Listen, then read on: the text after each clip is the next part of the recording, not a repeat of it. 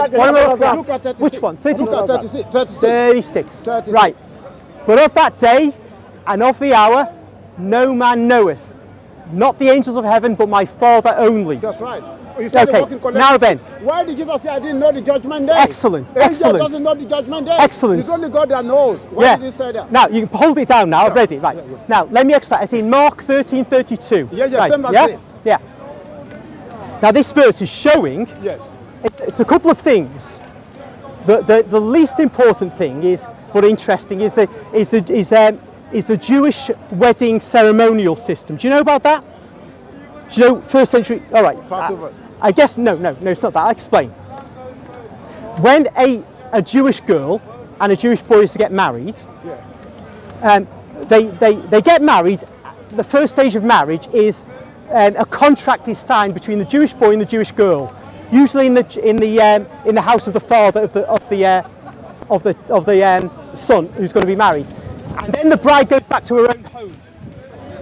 At a time that is not known to the bride, the son comes to the Jewish girl's house and collects her, usually late at night, and brings her from her father's home to his father's home. And they dwell there in their married life in the place attached to the father's home that has been built for them as man and wife. Jesus, in speaking, particularly Mark 13:32, of not knowing the day and the hour, is because the son in Jewish marriage ceremonial does not know the hour. He is going to be sent by his dad to go and get the bride, and that is why he says that. Now the bride is Christ's church. Yes. However, this is the overall context, cultural context of Jesus' statement. Jewish people would hear it that way. Now the meat and bones of this issue, though, is Jesus is nonetheless saying, I don't know the hour. And this is because, as we get told by St. Paul in Philippians chapter 2, Jesus empties himself. He says he's in the form of God, but he does not count equality with God a thing to be held onto, but empties himself.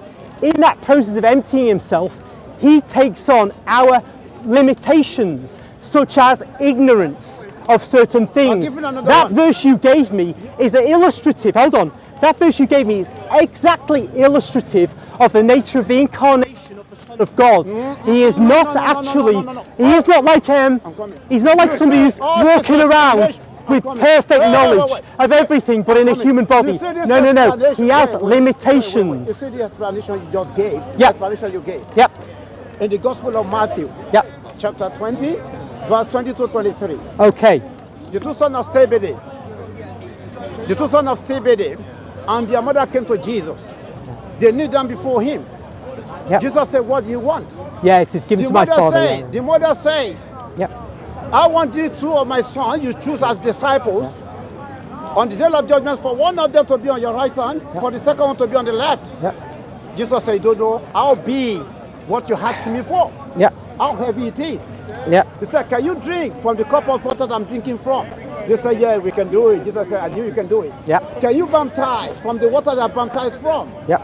They said they can do it. Jesus said, I knew you can do it. Yes. But decision of that day for someone to be there, it's only those God choose who will be there. Not me, Jesus can't choose. Yes. It is only those God choose that will be there. Why did he say that? Okay.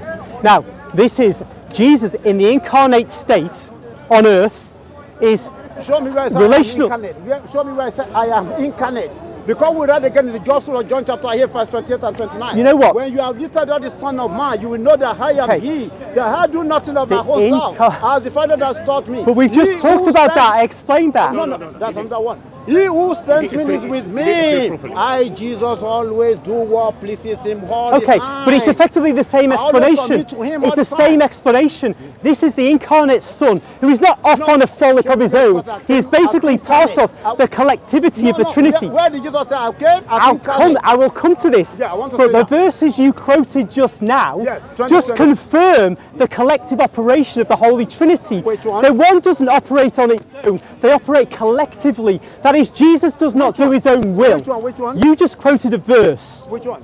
Just now, you quoted to me Matthew verses. 20, No. After that, just this very moment, you were quoting verses from Scripture to me. Yes. About how Jesus does what his Father wants, basically. Exactly. That is because in the Trinity you have a collectivity of action No Trinity in the and a Bible. collectivity of will.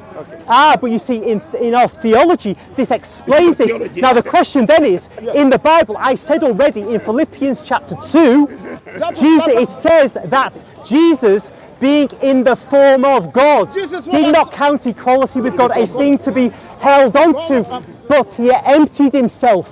In that self-emptying, he limits himself. And that is why you have statements such as, it is for the Father to decide who will sit at his right hand. What you see here? A epistle written by Paul. Epistle, letter written by Paul. Yeah. It's a letter of Paul. Indeed. But when Jesus said in the Gospel of John chapter 40 verse 28, John 40:28, Yeah. Jesus said God is greater than high. Okay. God is greater than high. They're not Okay. equal. They're not equal. John chapter 6 verse 38. For I came down from heaven not to do my own will, but to submit to the will of him that sent me. And John- 1 Corinthians 11:3, it said the head of Christ is what? God. The head of Christ is God. Yeah, No John equality. 40:28. John 40:28. If What the did head he of say? Christ is God, why did equality? Epistle of Paul written, letter written by Paul. Paul has never met Jesus in the history. And I can tell you, you told me, yeah. 40:28. What did Yeah, he say? okay. No, what did he say? Yeah, I've got it. That's his. The Father is greater than I. That's right, they're not equal. Yeah, hold on, hold on. You're missing it again. Again. Every verse, every time. Okay. Listen carefully. When Jesus, as St. Paul says, being in the form of God, did not hold on to equality with God, but emptied himself, he then is in a position where the Father is greater than him. This is the very nature of the Pauline statements. Listen to me. That's what